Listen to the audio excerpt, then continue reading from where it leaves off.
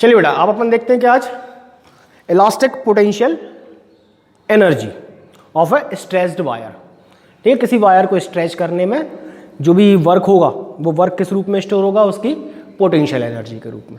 ठीक है, जब इनिशियल आपका वायर है, जब हमने इस पर कोई भी डिफॉर्मिंग फोर्स नहीं लगाया, ठीक है, और फिर आफ्टर सम टाइम हमने उस पर फिर डिफॉर्मिंग फोर्स लगाया F, तब इस कंडीशन में आपका एवरेज फोर्स F एवरेज क्या होगा, 0 plus F/2, that means F/2। ठीक है, तो एवरेज फोर्स कितना आया, F/2।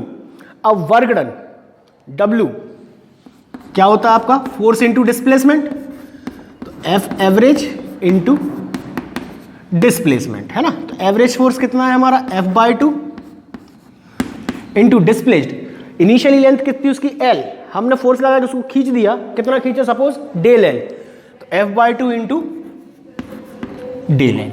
ठीक है, ये क्या आया आपका वर्क डन। ठीक है, अब ये वर्क डन किस रूप में स्टोर होगा, उसकी पोटेंशियल एनर्जी के रूप में, that means U is equal to 1/2 into F into del L। ये क्या है उसकी पोटेंशियल एनर्जी। अब इसको हम चेंज करें, है ना, कुछ कुछ चेंज करते हैं, तो क्या चेंज करें अपन, जैसे इसमें हमने क्या किया, AL/AL का इसमें कर दिया मल्टीप्लिकेशन। ठीक है, तो क्या मिलेगा, 1/2 into F into del L into AL/AL, क्योंकि AL/AL 1 होता है ना। तो अपन ने क्या कर दिया, AL/AL का इसमें मल्टीप्लिकेशन। अब इस A को F के नीचे ले आए और L को इस डेल L के नीचे, तो क्या मिलेगा हमें, 1/2 into F/A into del L/L और इंटू AL। ठीक है, F/A क्या हो जाएगी, स्ट्रेस, और डेल L/L क्या हो जाएगी आपकी स्ट्रेन, लॉन्गिट्यूडनल स्ट्रेन। तो क्या लिख सकते हैं अपन इसको, अब potential energy U is equal to 1/2 into stress into strain into AL, और एरिया इंटू लेंथ क्या होता है, वॉल्यूम। तो इस AL की जगह अपन सीधा वॉल्यूम लिख दें, है ना, तो क्या लिख सकते हैं अपन डायरेक्ट वॉल्यूम V। ठीक है, ये पोटेंशियल एनर्जी आई।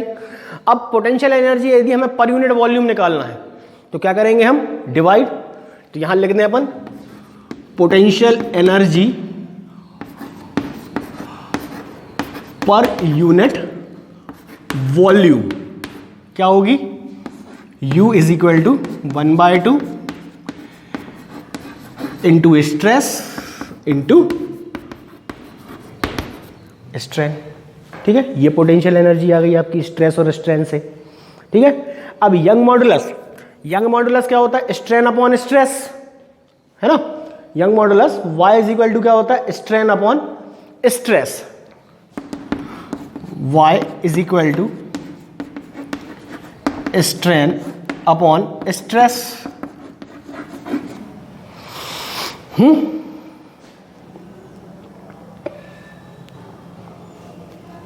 सॉरी स्ट्रेस अपॉन स्ट्रेन, है ना। Young modulus Y is equal to क्या होता है आपका, स्ट्रेस अपॉन स्ट्रेन।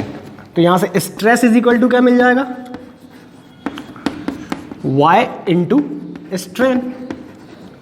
ठीक है, तो स्ट्रेस की वैल्यू Y इंटू स्ट्रेन इसमें रख दें, तो क्या मिल जाएगा हमें, U is equal to 1/2, stress की जगह Y into strain, to Y into strain, into strain क्या हो जाएगा, स्ट्रेन स्क्वायर।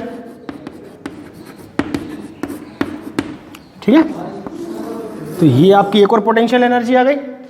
एक पोटेंशियल एनर्जी आपकी ये है, ठीक है, एक पोटेंशियल एनर्जी आपकी ये है पर यूनिट वॉल्यूम पर, ठीक है, और एक पोटेंशियल एनर्जी आपकी ये हमने निकाली। ठीक है, तो यदि न्यूमेरिकल आता है तो न्यूमेरिकल में आपको क्या क्या चीज गिवन है और क्या चीज फाइंड करना है, उसको ध्यान में रखते हुए आपके इन 4 फॉर्मूले में से कोई भी फॉर्मूला आप यूज कर सकते हैं, तो हमें क्या मिल जाएगी, इसकी पोटेंशियल एनर्जी एक स्ट्रेच्ड वायर की। ठीक है बेटा, तो इस तरीके से आपको काम करना है। फिर इसके बाद इसमें अब कुछ नहीं बचा हुआ है आपका, ठीक है। तो यहाँ पर एप्लीकेशन ऑफ इलास्टिसिटी दिया हुआ है, थोड़ा सा आप देख लीजिएगा एप्लीकेशन ऑफ इलास्टिसिटी क्या है और किस तरीके से आप यूज़ कर सकते हैं इनको, तो ये सब देखना है आपको।